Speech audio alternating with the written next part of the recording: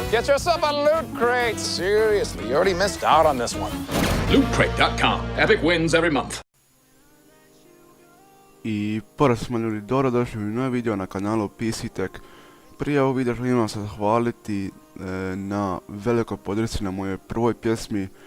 Hvala vam puno, prešli smo 100 pregleda i 20 lajkova, što mi vrlo puno znači. A u današnjem videu pričamo o YouTubeu, dakle, zašto sam ovaj video odlučio snimiti? Dakle, sjećate se da sam bio streamao, ja mislim 2 ili 3 puta na svom kanalu. 2 puta stream prošlo dobro, 1 put, to jest sva 3 streama su biti prošla dobro. I jučer odem na YouTube da vidim ono kako ide pjesma, komentari, lajkovi, ovo ono, subscriberi, i vidim ja na tom streamu da imam 6 pregleda. Žao mi je što to nisam screenao, mislio sam na to neki bug da YouTubea i bio je bug da YouTubea, ali danas su mi sutra vratili, znači 53 pregleda kog sam imao, ja mislim, na tom video, i moćete tu screen pa ćete moći vidjeti.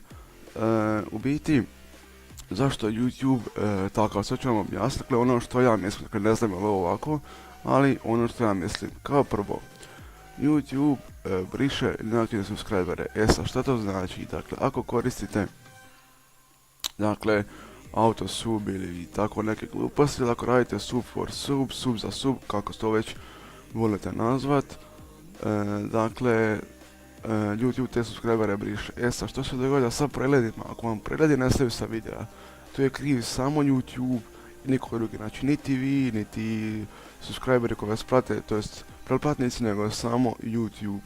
Dakle, YouTube algoritam je dosta sjeban, ponajprije mislim, zato što YouTube ima puno korisnika, tako da to je jedan od razloga zašto je YouTube algoritam sjeban.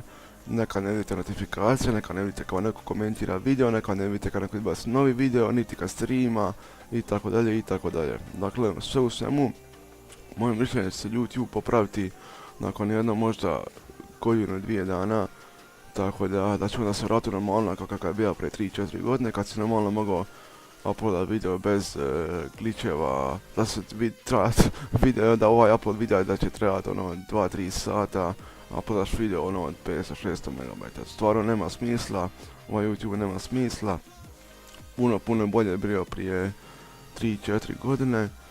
Tako da, eto, to je to video, ako svi to like, subscribe, a mi se vidimo nekom od sljedećih videa. Pozdrav!